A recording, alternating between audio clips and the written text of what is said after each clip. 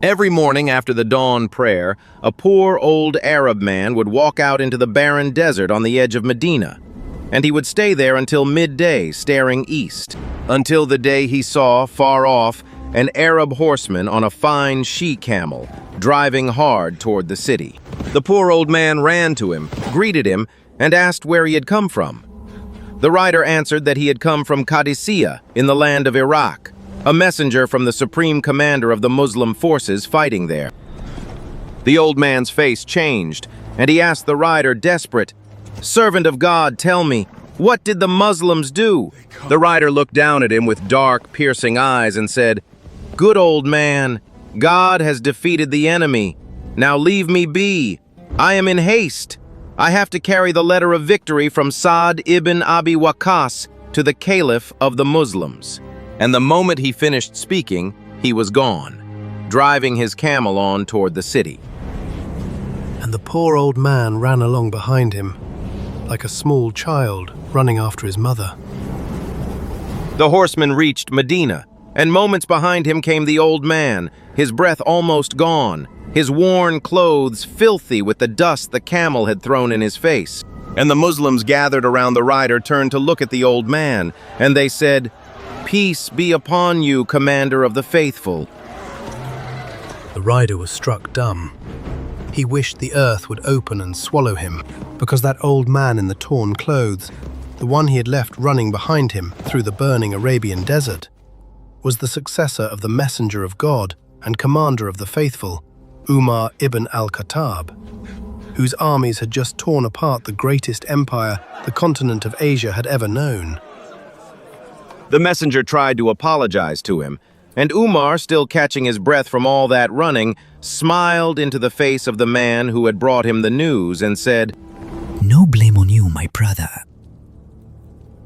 And now, the man who wrote that letter, he was the maternal uncle of the messenger of God, one of the 10 promised paradise, one of the first 8 people to enter Islam, and one of the 6 of the council Umar chose before his death. and the first man to shoot an arrow in the history of Islam. He entered Islam as a teenager, 17 years old. He and 4 others of the 10 promised paradise, at the hands of Abu Bakr as-Siddiq. And when his mother learned that he had become a Muslim, and he loved her more than he loved himself, she tried to turn him back, and failed. So she went to a weapon nobody doubted would break him. She declared a total strike, no food, no water, until Saad returned to her idols, or until she died and the Arabs shamed him for the rest of his life as the man who killed his own mother.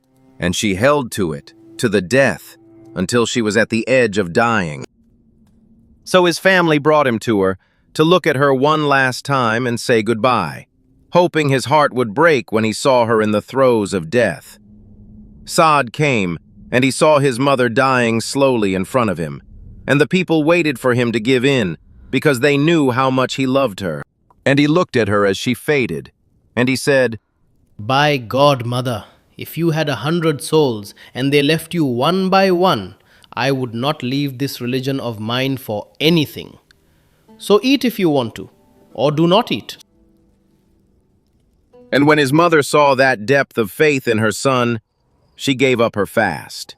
And Gabriel came down with revelation from heaven, with words in which the Lord made this story permanent, in a Quran whose verses will be recited until the day of judgment. And if they strive to make you associate with me that of which you have no knowledge, do not obey them, but keep company with them in this world honorably. And one night the messenger of God could not sleep. He lay awake, afraid that the idolaters would come at him in the night while he slept, and Islam would be finished before its message ever reached mankind.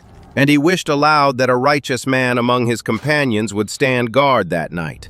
And barely had he finished speaking when footsteps were heard approaching the house, and with them the sound of weapons. He called out, "Who is this?" And the voice came from outside. "It is me, messenger of God, Sa'd ibn Abi Waqqas." Nobody had asked him to come.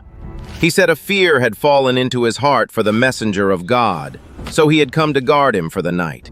And he slept, peace be upon him, at ease, until Aisha could hear him breathing in his sleep.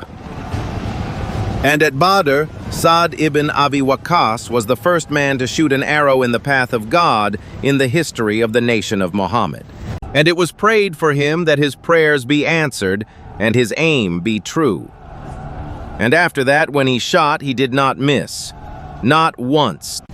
I think that if Saad shot in the east while meaning the west, God would land it in the west. And the Imam ad-Dhahabi records something stranger still. Saad shot one arrow and killed a man with it. And the idolaters took that arrow and threw it back to him. So he shot it a second time and killed. And they threw it back to him again. And he killed with it a third time. And at Uhud, when the army broke and the messenger of God was surrounded, 2 men held and did not move. One of them was Talha ibn Ubaidullah, fighting with his sword. And the other was Saad. Talha holding one side with the blade and Saad holding the other with the bow. Shooting down anyone whose soul tempted him to come closer, the arrows passed into his hand one after another, faster than he could loose them. And it was said to him that day, "Shoot, Saad. May my father and my mother be your ransom." And that was said to no one else in that entire generation. Then in the year 15 after the Hijrah, news reached Medina that the emperor of Persia was himself preparing an enormous army to send against the city of the messenger of God and finish Islam off the face of the earth. So Umar called an emergency meeting of the high command. Uthman ibn Affan was in that room. Ali ibn Abi Talib was in that room.